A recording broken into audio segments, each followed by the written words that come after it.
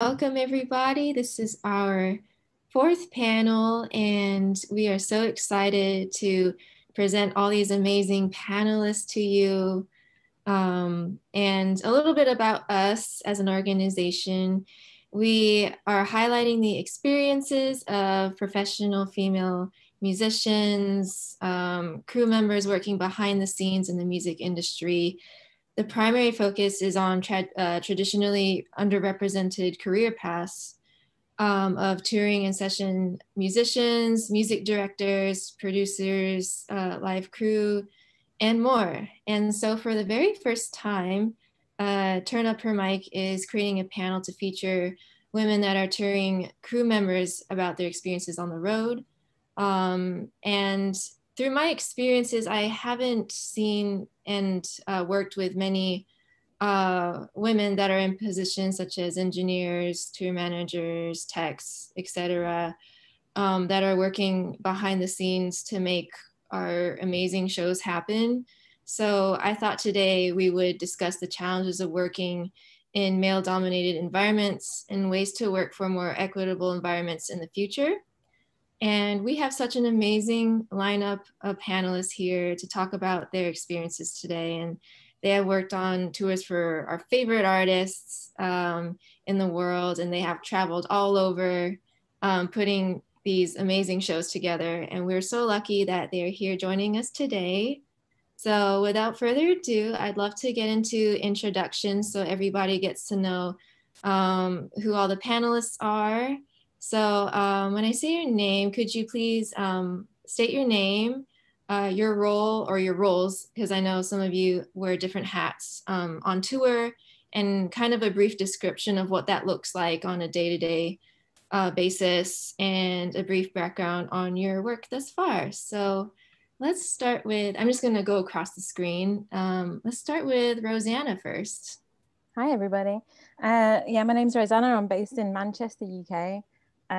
Sometimes I work as a tour manager, sometimes production manager, and sometimes both, depending on what is needed at the time. I've been working for the last 6 years with a jazz band, Snarky Puppy.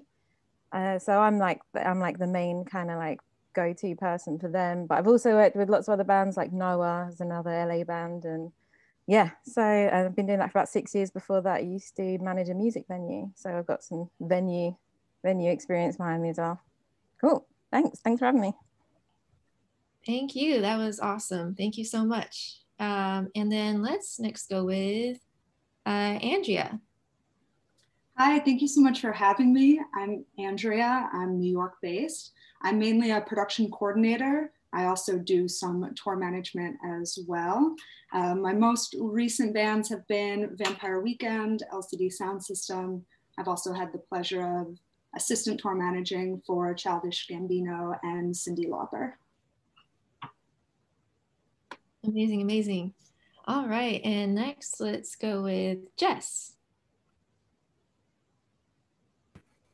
Hey, okay, I'm Jess Jacobs. I'm LA based. Typically, I'm actually in Colorado now, but don't tell anybody. And I wear a lot of different hats. It really depends on the act. When I'm working with like larger artists, I'm usually doing either monitors or front of house or playback. When I'm working with some smaller artists, I tend to do the just do everything. So tour management, production manager, front of house, playback, like just literally everything. I worked like pretty much all of 2018 with Amanda on LMA, and I was doing monitors and playback there. And then like 2019 before, or 2020 as well, before things went like crazy. Yeah, 2019, not 2018. Too many years, it's too new. I've been doing like the all-in-one kind of thing for artists like Tessa Violet and Pussy Riot and a handful of others. So yeah, totally depends on the act. I can find myself doing pretty much anything. That's amazing. Yeah, it's amazing. They have all these awesome skills. All right, so next we've got Emily. Hello, I'm Emily Bragg. I'm Nashville based. I'm a tour manager. And I've been a tour manager for maybe probably since about 10 years now. I worked for Bon Iver 3 years, even though, again, like Jess said, it's like, where did last year go, or this year, or whatever it is. Like, but before that, I was with Local Natives, and then just before that, for about 6 years with Alabama Shakes. So, and tour managing for all of those bands. Wonderful, wonderful. All right, and next we'll go with Laura. Hi, everybody. Thank you for having me. Yeah, on the wearing different hats and uniforms, the hat exists. I've worn it, except for pushing faders on lights or sound. Usually I'm doing backline, guitar tech mostly, but sometimes I'll do all of the instruments and all the musicians on stage. I like to combine it with tour management. Used to be because I was the sober one on tour, and then like, hey, Laura likes spreadsheets, she can do tour management, and yeah, I do like it. On the last tour I did, about 7 million Mondays ago, I did merchandise for a 5-band bill. And yeah, I've been traveling the world for 25 years in any of those positions. And the last almost 5 years now, as a woman. That's that makes my experience a bit different, but it also gives me more of both sides of the fence experience, and I like to use that for the benefit of everybody. Yeah, we'd love to hear all of your experiences and your stories. So thank you so much for being on. And last but not least, we have Amanda. Hi, everyone. I'm Amanda Davis, a front of house engineer and production manager.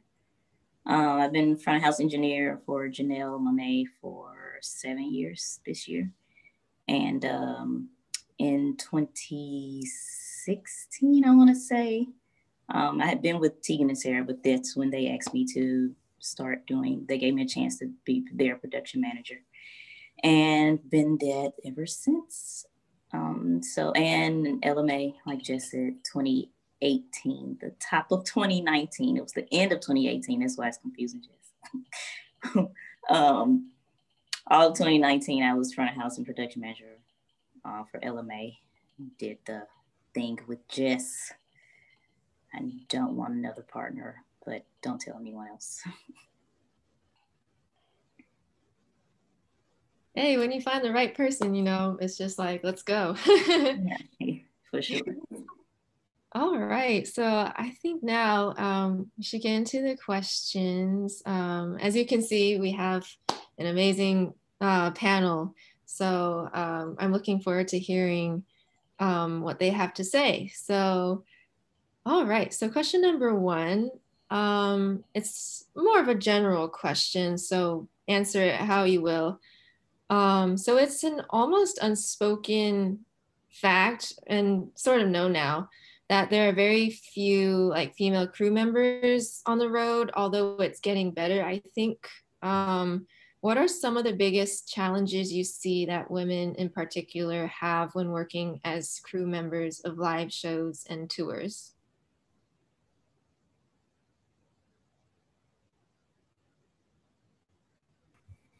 I'll jump in like from a tech side. So in addition to doing the, the management stuff that I've done and like the, more of like the mixing side, which I feel like each kind of bucket like has its own challenges, right?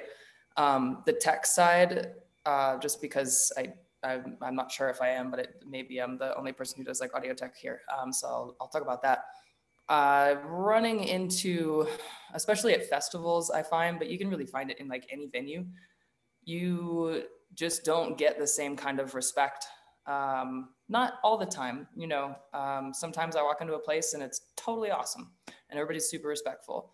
But sometimes like as a woman, and then especially like sometimes as a queer presenting woman, like you just don't get the respect that you would. And it makes things either take longer, or people don't listen to your instructions about things, and it could be a stagehand, it could even be like a venue production manager. And of course, I'm talking about men in this case.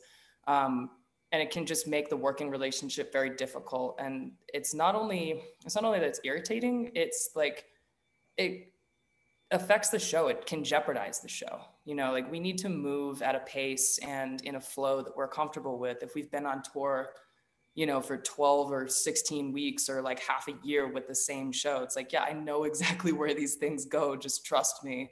And we can all get this done and get the sound check and get a nice break. And then sometimes people unfortunately don't do that, and they make it difficult to work with them. I always try my best to be compassionate to a point and just kind of like let it roll off. But sometimes you have to address it. And sometimes it really does jeopardize the show. I had a really bad incident at Bonnaroo once that I won't go into yet. But yeah, that's I guess what I find most, like, from the technical side. But it shows up in production management and tour management too. It's just kind of all over the place. I feel like that's just a universal thing. Yeah, I'll totally jump on the, sorry, we yeah. I'll jump on the back of that too. Like, being a production manager, I'm the first person that everybody meets, and I'm the first person they talk to about the technical aspects of the show. And as well as everything that you're saying, like, I find that almost every single day of my working life. I also feel like we're under a higher level of scrutiny as well. It's like, I feel like I can't do anything wrong. Like, I can't fuck up. Like, everything I do has to like be exactly like on point, and that puts you under like an immense sense of pressure as well, like to make sure that, like, because they're already kind of mistrusting a little bit, and you have to just, everything has to be on point, and that pressure as well can be really difficult. I was jumping on that one too. Yeah, like, you're not only doing your job for you and for your artists, you're showing up for like your whole gender, which is a lot. Yes. Yeah, obviously I've got some mixed experiences here. Like Roseanne was saying, as a woman, if you make a mistake, you'll pay for it one way or the other. And I'm not going to say that as a man, I could just do whatever, because I would get reprimanded. But as a woman, I've noticed that line that you could cross, like, up to here is fine, and there it isn't. That line is so much closer to the absolute zero. Like, we need to walk twice as fast, work twice as hard. I've never had to send as many resumes as I did since I came out as transgender. Before, it was just like, are you available? Done, get on tour. Since 1 out of 50, I got booked after seeing my resume, and they all said, great resume. And then nothing. So yeah, there is a very explicit difference, unfortunately. I would love to jump on that briefly. Not only are your actions held at a different standard, but I also found the way that I spoke, or the way I was spoken to, was very different than all the men on the road. I also had the privilege of being a very young woman on the road. I started touring when I was 20 in a production role. So for me as a 20-year-old, to try to not tell someone what to do, because we all need to do our jobs together. We're all working towards the same goal, but to give instruction or try to get my job done for the day, if I asked it in the same way that a man would ask the same question, I would come across as bossy or bitchy, or, I would just be held to a very different standard. I'd have to walk in a room, excuse me, I'm sorry, please, thank you. None of the men spoke to me that way, and they didn't speak to each other that way, but they certainly expected it from us, or from me, being the only woman on the road at the time, and for being so young as well. So not only are our actions looked at differently, but how we speak is also held to a very different standard than the guys on the road. I think that's true too. I mean, whenever I started, 10, 12 years ago, it was always about it does kind of cross, like there is a line about whether it's tech and non-tech, for sure. Like the women need to be the merch people, the women need to be the hospitality people or something. And a lot of times too, with people that have been in the industry for a long time, not that they're all bad, but for me, it tends to be bus drivers. They cannot take any kind of lead, or, you know, they just can't understand that I know what my crew and band need, and that they, you know, we can talk about all the things and they can say what they need to say, but ultimately, you know, this is the plan. So I feel the same way about like the production stuff. When I was with the Shakes, when we were, you know, up and coming, and it was just me as the only crew person, and then eventually another guy would come out and he was doing production and sound, and if there was some kind of question, they would always go to him. You know, everything is security. Like they, even now, you know, that I've been in it for so much longer, like, you're gonna run the security meeting? Okay, you know, like that's beyond them or something, to understand that I could get what we need. So yeah. I would have to jump in and say that it is also hard to deal with those type of things from the venue guys, but it also happens within your crew. And that makes it even more difficult to like proceed and just do the job, which is what we all just want to do. And when it's taken as something else just because of my gender, it gets even more frustrating. And it's like, I literally just want to do my job. And then when it comes to addressing your crew member who is being insubordinate for, I mean, that's what it is, because I'm the production manager and you have a problem with that, you're being insubordinate, because at the end of the day, we're still all at work. And it's like, can you please, I'm just doing my job.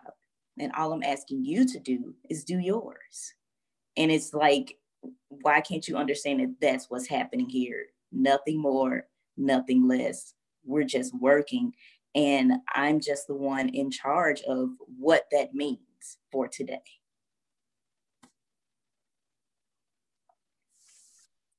Yeah, I feel that on so many levels. Like, you all brought up such a great point, and especially when you're on tour where you're gone for months and months and months and you're with the same people for that amount of time, like your same crew, that can become, I assume, very like just dragging you down a lot in terms of like your headspace, and you just want to do your job, like you said, Amanda. So yeah, that's definitely something I think that really has to change, is that environment, on, of course, the venue side, but the crew side too, where it's like, you know, you're going to be stuck with these people for a long time. So I think that leads us perfectly into our second question, unless somebody wanted to jump in with another thought. But okay, yeah, so this is also kind of another general question, but why do you think there is such a small number of female engineers, especially techs, and just crew people in general? And do you think there's more of a way to get more of this demographic interested in these type of roles in a way that's more direct, instead of like, oh, just by seeing women do it? I was wondering if you think there's a more proactive way to get more women involved in particular. I'll hop in first on this because I'm passionate about this. I think it's just exposure. A lot of girls or women don't know that this is even an option for them because of whatever society or where they grew up. I wasn't exposed to this. I didn't know this was an opportunity for me until I was like mid-20s almost. So it's like, it's just an exposure thing that we now, us that are in, have this platform, we have to be responsible for providing whatever we can to expose other women or other girls to the career and to the positions. And not just the people who you see on stage or the name you see in the marquee or in lights or whatever. There's a whole other there are so many other opportunities that is just in entertainment period, not just music or on the road, it just in entertainment period. There are so many opportunities that people just don't know about. They just don't know. So I think it's more of an exposure thing than anything. I agree. And something Emily was saying before, women are usually presented with roles more of hospitality or not on the tech side of things. So even if they are discovering the live music world or film or whatever it is, they very much get pushed towards hospitality as opposed to tech, or management as opposed to engineering. And that, again, just comes with education and outreach. Something else I want to say, and I'm not someone who's intimidated easily, but it is scary to know that you are entering a completely male-dominated world, and to be the only woman on a crew, you feel very unsupported sometimes. So you have to have really thick skin, and you just know that you are going to have to go up to bat for yourself time after time after time. So not only is there not enough educational outreach about it, but you have to be ready for what this world is going to present to you, and that can be a very intimidating thing. Yeah, I think it would be awesome if there was like some kind of communities, like, or, you know, like if you got to do training in like production or sound or anything, but like just women doing it. I know that when I went to like learn about sound and I did a course, it was just awful. Like I nearly just quit like straight away because of the environment. It was like a really toxic environment. Wouldn't it just be great if we could have these like communities where there was like a safe place that like, you know, women could go and like all learn together and all support each other and kind of like prepare each other for like what, you know, for the industry that they're about to enter. That'd be pretty cool. Yeah, I think having community is essential to having that, not necessarily like to having that thick skin, because that's something that you have to have on your own, and that's tough, right? To be collaborative and vulnerable, but then still have like thick skin to be able to do that. So that's an interesting duality that I think we have to put a lot of effort into. But I think having community, you know, like I've always, you know, had sound girls, like, and just having a place to go and connect with other people. And in some cases, like if you're in the right cities, you know, you can go to some training seminars that are all women, and sometimes they're led by, you know, men or like other allies, and that really does help for a lot of people, for sure. Something else that I feel like is really important that I'm happy that we did, like Amanda and I had, we would pull interns in for our shows on a lot of our shows in 2019. and that was such a rewarding experience. You know, people could come in at like any level. Like you could know something, you could not know the first thing about anything, and you know, we'll either at least like teach you how to wrap cables and lay down lines, or you know, if you're more interested in mixing, then like go hang out, you know, with Amanda for the show and check that out and see what it looks like, you know, to mix like a big show like that. And just being able to, you know, like circling back to Amanda too, like have that exposure, and especially that firsthand exposure, you know, like this is something you could do. I didn't know that either, probably until, like, I always knew that studio was maybe an option, and I kind of dabbled in that realm, but I never saw a woman at the boards, and that wasn't the reason I didn't do it. I just figured it was like, oh, this must be a highly specialized, you know, thing that you have to go to school for 10 years for or something, and like know all the right people and whatever. And it's just not the case. You know, networking and community is super important, but there are so many people out there who are ready and willing to help give a hand up. I think that's why these organizations are so important. You know, I mean, just this panel, people watching are like, okay, cool. These are women who can lead, you know, and who can do jobs that, I don't know, 10 years ago, there weren't that many people doing. They're still not, but you know, it's definitely more of a thing these days. And mentorships, you know, there's Color of Music Collective that does mentorships for LGBTQ, you know, yeah. And you know, it's so important. You know, we just finished the first round of mentorships with them, and I had a girl that wanted to be a tour manager, and it was so awesome. You know, it's really cool because some days I don't know how I even did it. You know, no one trained me. I didn't have a job description, and I screwed up so many times, and I was so hard on myself. I'm still so hard on myself about it, you know, because you don't want to be the emotional person, you know, because that's how you're pegged in the beginning anyway. You know, you don't want to seem like you're out of control because you've made the wrong decision or whatever. And so, but, you know, like Andrea says, you don't want to be a bitch, you know, you don't want people to perceive you that way, at least, because, you know, you'll get more done when, you know, you're perceived as kind or whatever. But yeah, I think that's why those things are so important. And just like, yeah, I guess it all comes back to, like you said, Amanda, just having some exposure.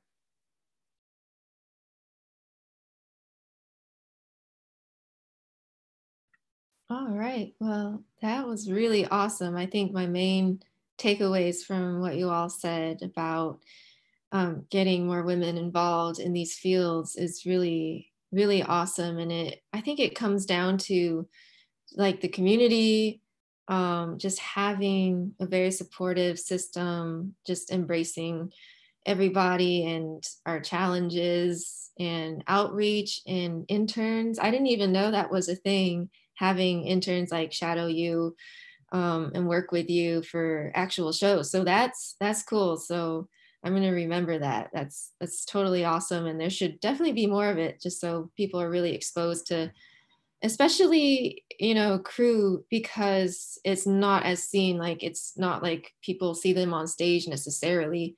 So I think that it's really awesome that you all are taking the initiative to do stuff like that. So awesome.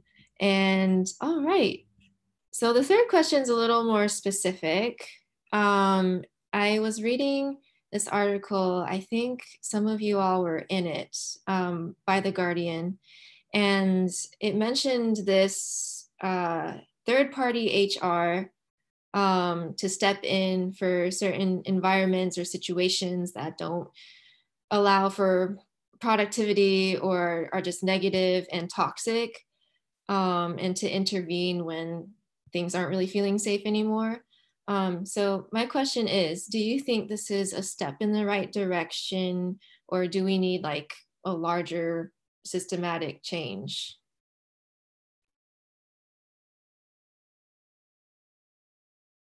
I'll jump in just because I feel like that HR, you know, having someone around to be able to go to like an unbiased party, it could be really important. But I also worry about, because I work with a lot of bands that like don't have a lot of money as well, and that, you know, obviously for the bigger tours that could totally be something that we could get involved in. But I do worry about like other ways that can happen when, you know, you don't have like the kind of funds to be able to bring in, you know, maybe I'm wrong, I don't know, I think that's why we're having this discussion. But I think another important thing would be safe spaces on the road, like even just little things like dressing rooms, making sure people have their own rooms, their own like spaces to go. I think that's definitely something that, you know, obviously sometimes involving money again, but it's things that you can do on those kind of mid-sized tours. But yeah, I'm interested to hear what people have to say too. Well, next to HR, which, yeah, it's wonderful, the idea, but to actually bring that on the road, it's really hard. And are you going to trust the person from HR, or are the person from HR actually on the side of the band or the management, and you'll get thrown off the bus anyway? So it's hard, and it's an extra person you don't necessarily know that you then need to trust with your issues or complaints, or just feeling uncomfortable by your colleagues, by the band, by the general vibe, or even the backdrop, or anything really. What you could do as a touring band, when you get together that first time, whether it's the production rehearsal space or the first show on tour, get together. People, not guys, people, we're in this together. We do not make the other person be the weakest link. Help each other out. If they fall, we fall. Have each other's back. Be kind. Now, get on with the show. I think from a tour manager perspective, at least, it's important to try to create trusting relationships. I mean, not everybody's going to come to me about every situation, especially if it's about me. I mean, like if there's a problem they have with me, obviously, but you know, I mean, I think that's really important to try to check in with everybody and just create an openness, maybe, that as long as you're having communication and doing your best to try to make sure everybody feels comfortable, everybody's taken care of, that hopefully that can create some kind of, I don't know, option, I guess, if there is a major issue. And a lot of times too, that stuff falls on management, and whether it's right or wrong, I don't know, but having a great manager that's also willing to listen, but to take things seriously and to make sure that you handle them immediately. You know, the longer it festers, the worse it gets. And I guess as you go through your career, you hopefully get the luxury of picking who you work with and who you work for. And that's also, you know, to try to choose like-minded artists, if that's a possibility, you know, is a good way to try to make sure that you're protecting yourself and those around you.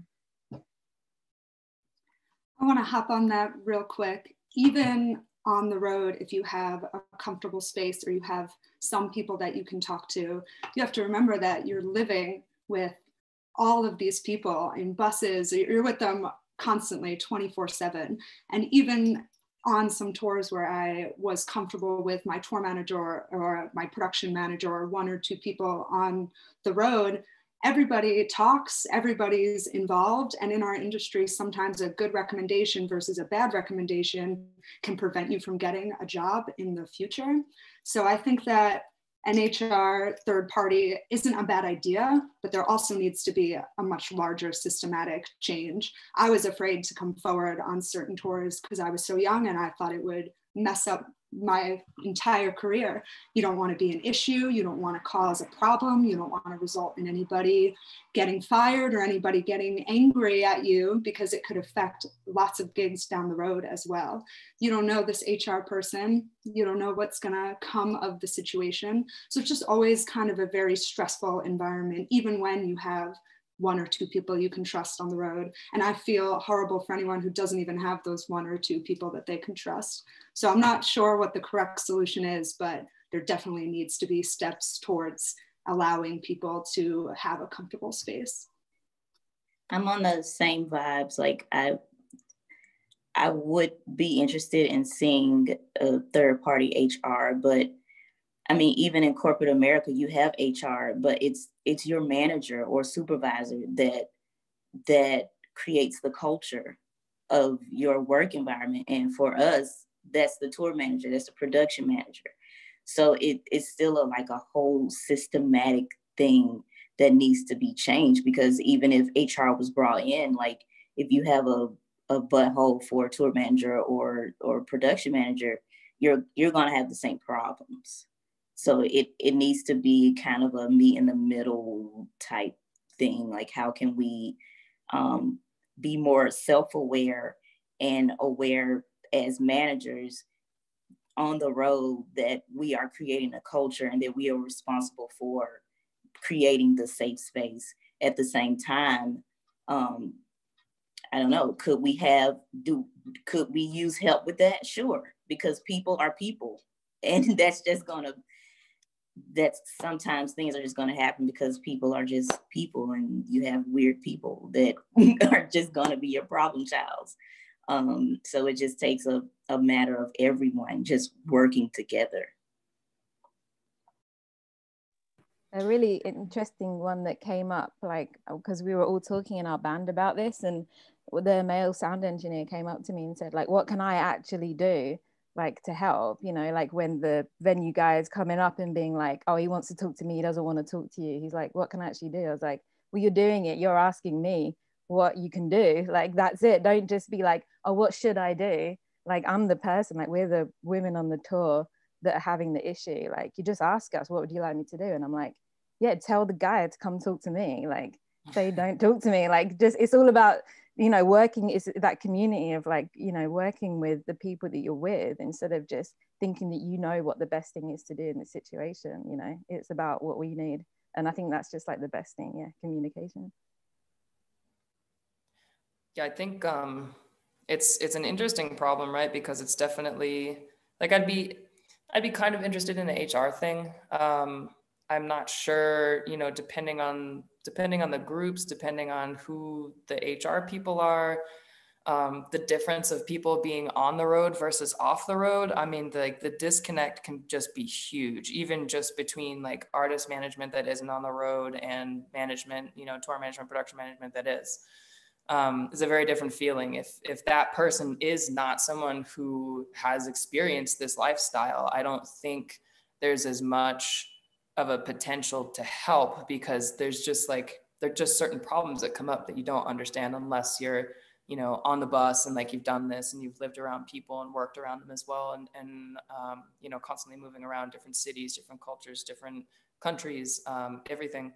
So I'd be kind of, you know, I maybe like interested. It could be an experiment. I'm not sure how I would think it would go. But the other thing that I want to say is just like it's an interesting problem, because obviously it's a cultural issue in so many ways, right? Like we seek to be more collaborative, like typically speaking, you know, I think like women tend to be more collaborative by nature. And that can clash with other people's personality styles and their way of doing things, like very top down. And I think it can be difficult to get people, like in an ideal world, you know, we'd have a nice like collaborative crew of like all genders, like all everything, and we could work together and be collaborative, be vulnerable, be able to say, hey, I made a mistake, and not have someone, you know, like laugh at us on the radio or like scream at us or something like that, and not do that to other people. And that would be the ideal, right? But the way to get there is so much personal work. You know, Amanda, like you said, like self-awareness, and there's no one really teaching that. You know, there's no like, hey, welcome to the music industry. Here's your handbook for how to get along with people, because this is like a different environment that you're used to. I don't know what that could look like, but it's something that I've really been pondering like the last year and a half, just after being in different situations and seeing like, you know, like if both parties had just been like self-aware, like collaborative people, this wouldn't have happened. So I don't know what the solution is. I feel strongly that it involves some of those elements, but it's like, how do you reach everyone? How do you get people to open up and accept that, and accept change away from like a top down, you know, very like patriarchal kind of system? I think we're asking that question and trying to answer that question on a global level at this point. You know, it's not isolated to our industry by any means, but I do think just by the nature of it, both the makeup and the way that it functions, we're a little bit more governed by it and like vulnerable to it. Yeah, these were all great answers. I think you are all right in that, like, although it would be interesting and maybe helpful to have a third party HR on a tour or live shows, that it's probably not the end all be all answer, just because like you were all saying, like people will still be themselves, you know, ignorant or whatever at the end of the day, and that there needs to be a societal and also like individual awareness of, you know, what not to do, what not to say, and just being a kind human being, although we think it's more common sense, but it's not apparently. But yeah, I think it's a combination probably, although it'd be interesting to have this third party intervention in case things get bad. All right, so I think we have time for one more question before. Oh, sorry, Laura. I actually have something as a follow-up to what you said. A lot of these things actually come down to personal engagement, personal involvement, dedication to wanting to be that change. But I did notice over the last few years, because we're all on pause, so we actually have the time to think and reconsider. A few years ago, the Me Too movement last year was all about Black Lives Matter.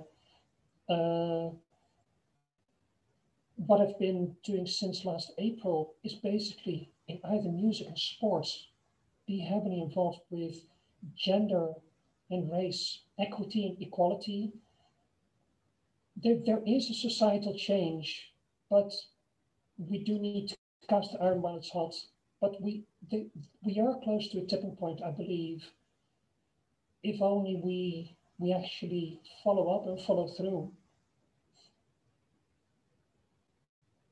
Right. Yeah, I totally agree. There's so many big movements going on, but like sometimes, or a lot of times behind closed doors, like people don't actually like put in the work to become better or more aware of the situations that are happening in their own lives, rather than just, oh, this happened in the world and now I'm woke, right? Like, because I know about it.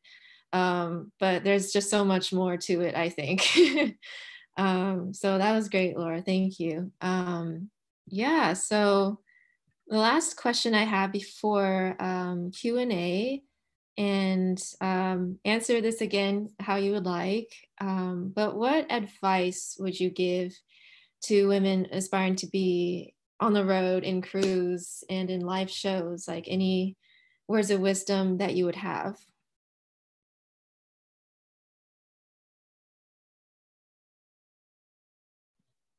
Just do it. Just get out there, you know, try to find other women that you feel are doing it right, and don't be afraid. You know, that's probably what all of us here did. You know I did, and I was afraid, but what are you going to do if you don't try? You know, you're not going to be able to do anything. So I think it's just important to just go for it. And back then, we might have been the first one or the only one. Now maybe the biggest advice is you are not alone. Like, you go out on the road, you'll find other women, other gender diverse people, other people of color, other non-neurotypical people. It is not just white men on tour. Yeah, I always say, I like going on exactly pretty much what Emily, you said, you know, just say yes. If you're given an opportunity and you feel like, okay, I might not know like 100% of this, but I know that I can figure it out. Just say yes and like do your job, and figure it out. But just say yes, you know, believe in yourself, and also like show up as you, show up with your values, and, you know, leading by example, I feel like is so important in affecting cultural change and in creating, you know, not only like the live music world that we want to see, but the world that we want to see. You know, don't compromise yourself, or don't feel like you have to compromise yourself just because, you know, you're walking into an all white male crew. You know, like you never know who's your ally in there. You never know how you might change someone's life just from showing up as yourself, and now they know someone like you, and that's a big piece of how change happens. So yeah, just say yes and show up as you, be you. Definitely. And don't limit yourself. Like, there are weird tour and production managers and front of house monitors, but like I said earlier, there's so many other opportunities. Don't limit yourself. Like, try things. Don't like try to do them well as you're trying, but like just try it out and see what you find that you are good at, and just always be aware. Yeah, it's going to be scary. It's never not going to be scary. I'm still scared like after all these years, because it's you kind of, I know for me, from a front of house perspective, you kind of have that artist, your client's career, that moment in your hands. So it is scary, but it's wonderful. It's a great feeling. So don't limit yourself from just having that feeling, and that could come in many forms. It doesn't have to be as a tour manager, production manager, front house. It could be a keyboard player like Elise, or like these different positions are very important. So just don't limit yourself. Definitely never let any man's ego prevent you from doing the job that you want to do. And it is going to be scary, but if that's the only thing that's standing in your way, you're going to have to move past that. And I, as I'm sure everyone here has made some extremely incredible bonds with lots of men on the road. They're not all horrible. There are wonderful women, wonderful non-binary, wonderful men, touring members out there. They are there, they'll have your back. Just do your job, as everyone's saying, do what you have to do, and don't let some man's ego stand in the way of any of that ever. Yeah, and I'd also add, like, don't be afraid to call things out as well, because I know, as you were saying before, when you started out and you're younger and you don't want to be a problem to anybody, like that can really put you off, like, bringing these things up and talking to people. I was really scared to do that for many years. But yeah, don't be afraid.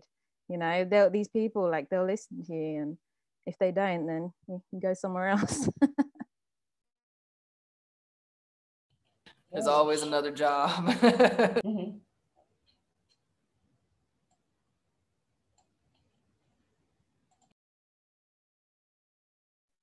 Laura, did you want to say something? I thought I saw your mic unmuted, but. Yeah, next to what Rosanna said, like, their loss if you go because of them.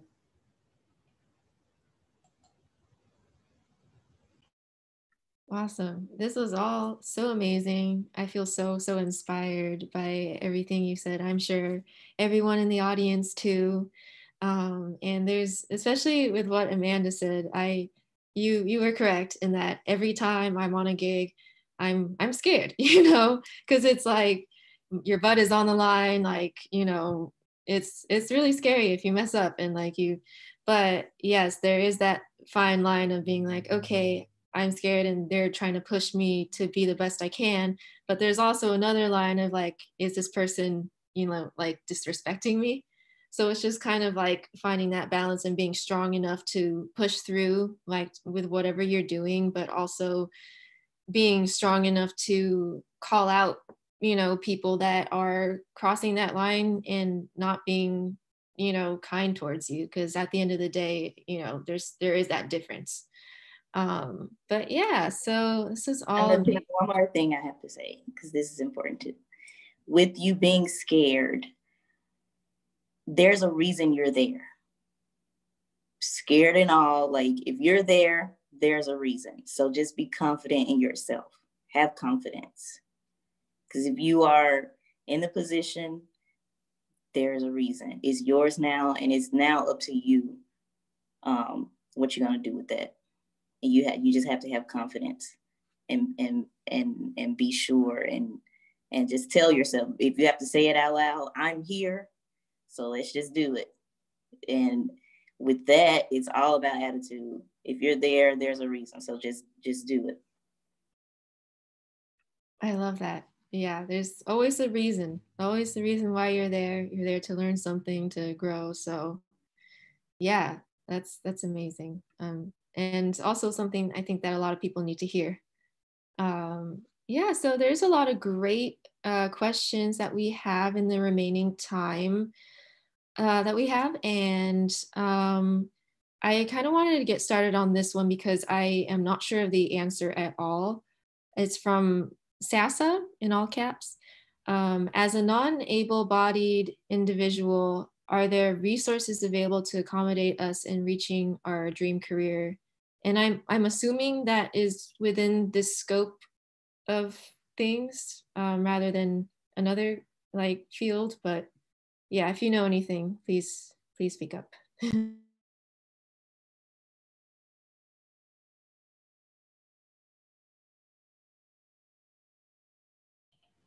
I've actually just sent a message to Lotje, who's listening in. Together we're on the production group, and a few weeks ago we had a person from a non-able-bodied initiative come do a presentation for us. But I don't have the name present right now, but yes, there are resources, but they'll be country specific, because laws and regulations are specific. In the US, you've got ADA. In the UK, you've got something completely different with sometimes conflicting regulations and laws. But yes, there are resources, but they'll be few and far between.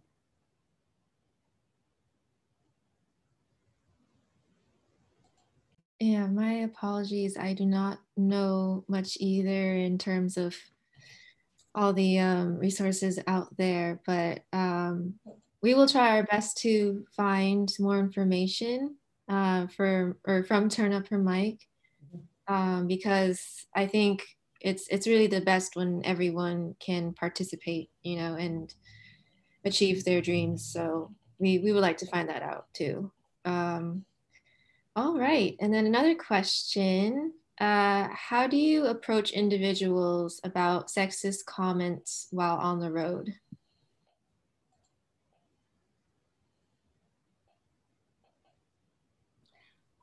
It depends on who they're coming from. Hopefully, if you have somebody on your team that you trust, and if it's coming from the venue side, you can take that back to your tour manager or your production manager, like Emily was saying before. I'm very fortunate to have good relationships with a production manager I've worked with for 5 years, and a lot of crew members really do have your back. When it comes internally from your crew, that can be a very difficult situation to handle, and it's really dependent on you and how comfortable you are in how you're going to handle that.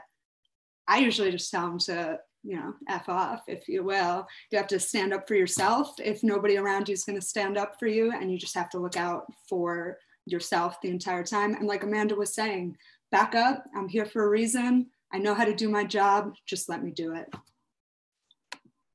Yeah, and also if it is somebody like the tour manager or the production manager that is doing that, even if you tell them, I'm not into this, this is not okay, make sure you email the manager or whoever you feel like is appropriate, at the higher level, and just have a phone call with them, and express your concern too. Make sure that it doesn't just go unspoken or unreported, if you will, in terms of, making sure that the management or the tour management production manager knows about it for sure. Yeah, I think it's important to, document it, especially if it's an ongoing thing. That way you're not just like, when you get to a point where you're fed up or something, going and like blowing up at an artist manager, or tour manager, production manager, like whatever the case might be, and saying like, this person's been doing this for 3 months, and you don't have all the details, just kind of calmly approach the situation and make sure, like stakeholders and anybody who you view as an ally, is aware. And I honestly, like right off the bat, I typically use the phrase just like, hey, like I'm here to do my job. I'm not here for this kind of behavior. So I'm going to keep doing my job, and we don't need to have these kinds of comments going on, or something, close to that. Try to like diffuse first. Sometimes that works, sometimes it doesn't, but it's always worth a shot. And then it's kind of up to your comfort level, like if you want to tell someone to F off or like whatever. But I do think, like, regardless of how you're responding, it's important to let somebody else know, even just for your own like emotional well-being, so you're not just like sitting there carrying this thing around. It's like, oh, this sucks, it's important for sure. I've got a pretty firm hand when it comes to like people like local crew in venues, because that's generally been like the most common place where I've had like loads of issues. Not so much, thankfully, with like the bands that I work with. But yeah, often like the truck will open and I'm there and they won't listen to me, and I do my speech at the beginning and I'm like, hey, I'm gonna carry this and you tell me, like, you know, we'll communicate, don't just grab things out of my hands, like you could hurt me. But if consistently people continue to do that and it's just making my day difficult, it's dangerous, and it's just putting like bad vibes everywhere, I will tell the production manager of the venue to send that person home. And I've done it before and I'll do it again. And I think the firm hand sometimes, like, you know, it sounds mean and you're like, can't I just sit and educate this person? It's like, no, I don't have time. Like, I just need to get on with my job. Like, just let me do my thing. And I'm like, right, that guy, he's got to go. And they're like, cool, see you later. And that's the show must go on. That's unfortunately a thing that holds us back in responding, reporting, even if it's not explicitly sexism or just you're not feeling well. No, you need to carry on because the show must go on. They'll continue without you if you speak up, if you create too many waves. So that makes it hard to actually respond appropriately or inappropriately because deadlines whoosh. And it's that makes it extra hard. But luckily, more people are able and willing to take a minute and speak up and say, this is not right, this is unacceptable, and then move on because deadline. Yeah, just to kind of go off of the firm hand thing too. You know, sometimes you do have to be like that, especially if you're, you know, like tour manager, production manager, if you're in a position of leadership, if you're, you know, whoever and you're in charge of dumping the truck. I find especially that situation tends to be where a lot of stuff shows up, or, you know, just like getting the initial things placed on stage, like it tends to show up the most there. And if people are, and this could pertain to anything, you know, if people are talking in ways that I don't think are cool and I'm in charge, then I'm going to say that right away. It's like, hey, guess what? We're not saying that again today. Is that cool? You know, like, just, we're not doing this. And then if they continue to screw around, you know, exactly, just like go right to their boss. You know, if they're venue staff, go right to their boss. Like, just get it over with and done with and deal with it, because it's just going to slow everything down.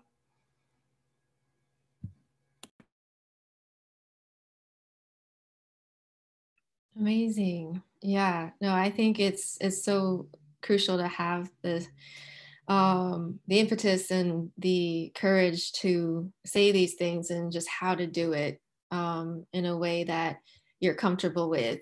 And there's different ways to go about it. So yeah, this was really great for that question. There's one final question. I think this one's a bit longer, but let me just read it out loud. In what way do you deal with tokenism?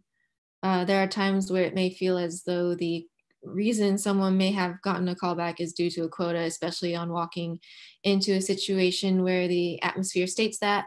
How do you assert your knowledge and confidence without giving in the desire to strongly glare in the direction of folks being hard-headed?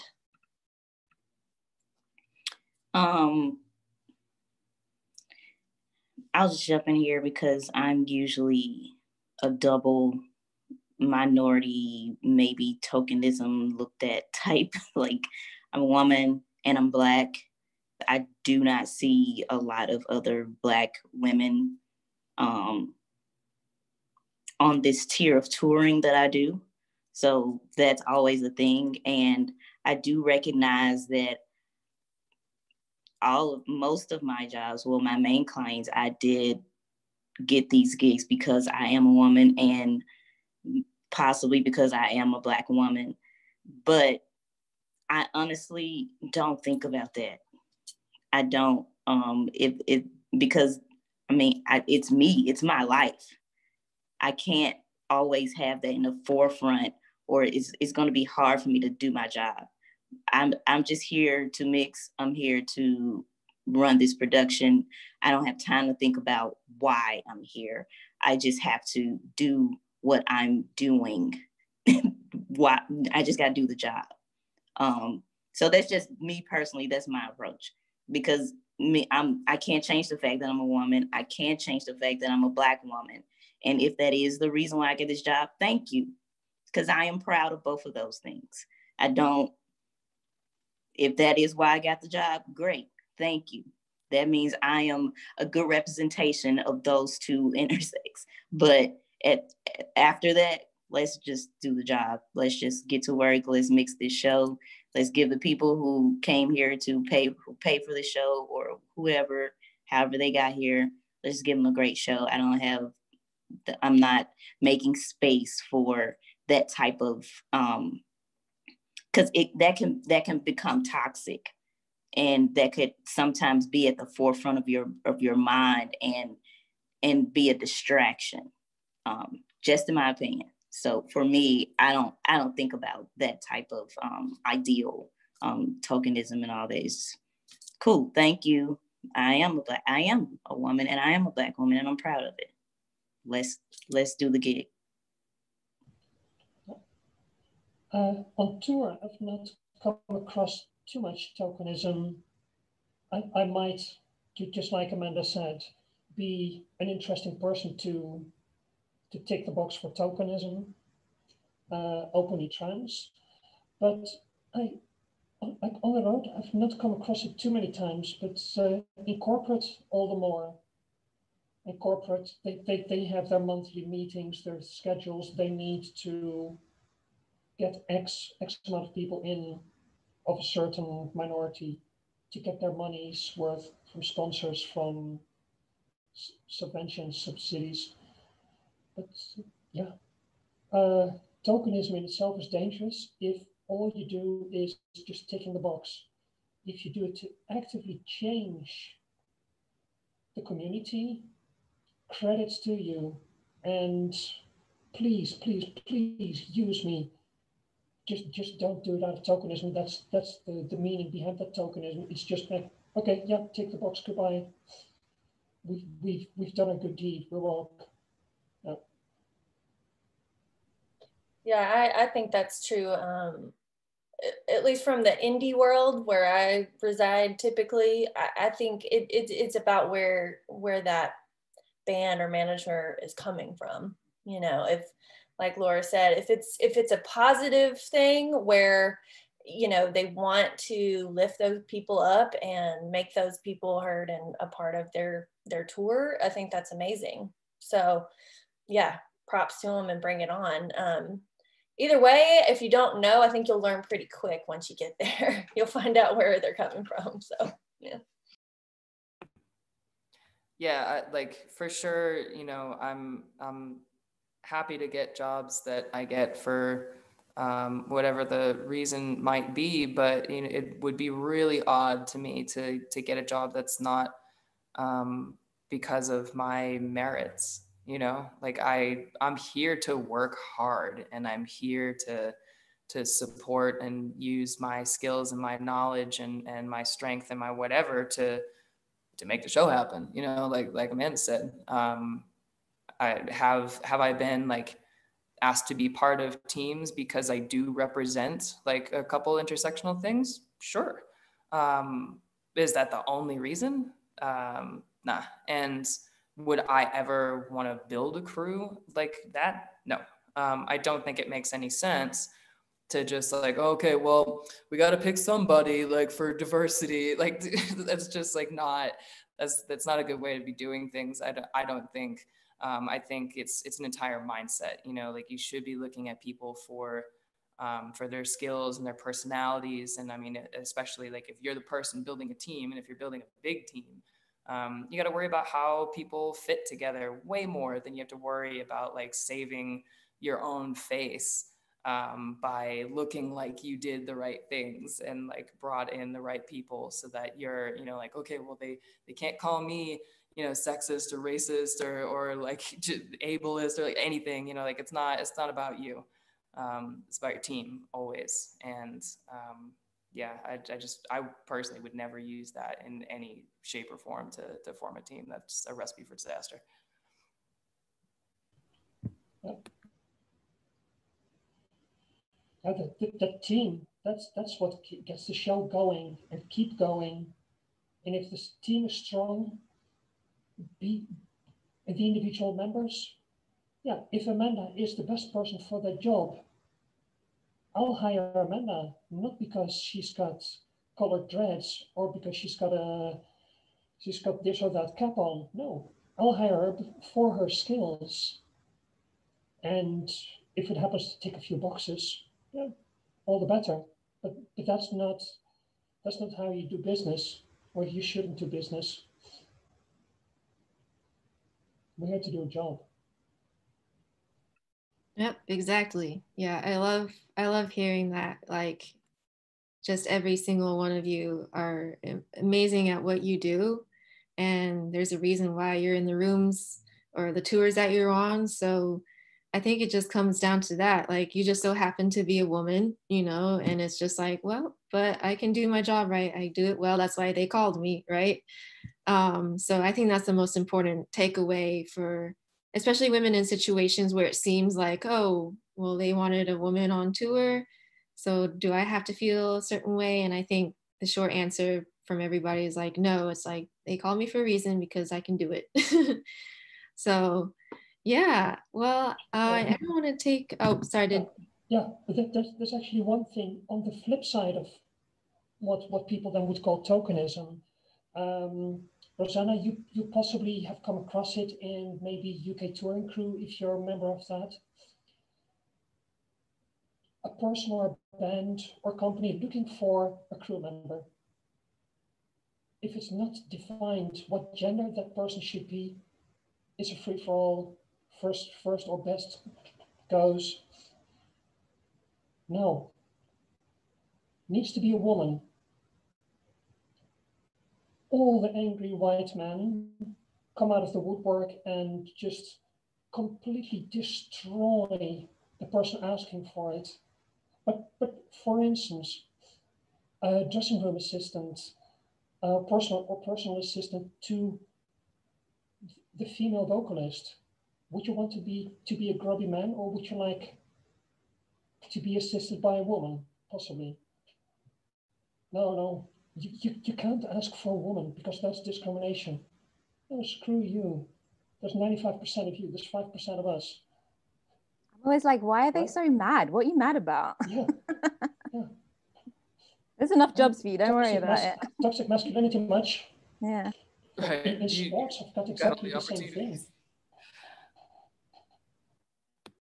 Right. It always boggles my mind when especially men say, oh, you only got that gig because you're a girl and blah, blah, blah. But it's like, well, where are your gigs? Like, why? So maybe you should step up your game. Like, don't come at me. Like, get your own stuff together. Yeah. So that's, I know it's like, there's only so many of us and there's so many of them. It's like, well, you kind of have your chances here. But anyway, I didn't want to get salty, but yeah, but this was so amazing. Thank you so much for making the time to be on here. I know we went a little bit over time, but I just wanted to thank every single one of you for all of your amazing insights into this industry, insights into your experiences and how they fit in this male-dominated world. And I also wanted to thank our friend Miriam for helping put this panel together as well. She's amazing. And thank you again so much to the panelists and to everyone attending. And I hope that this was something fun to listen to and enlightening for everybody. So again, thank you. And if anyone had any closing words, please feel free to jump in, but I didn't want to take up any more time. Are we good?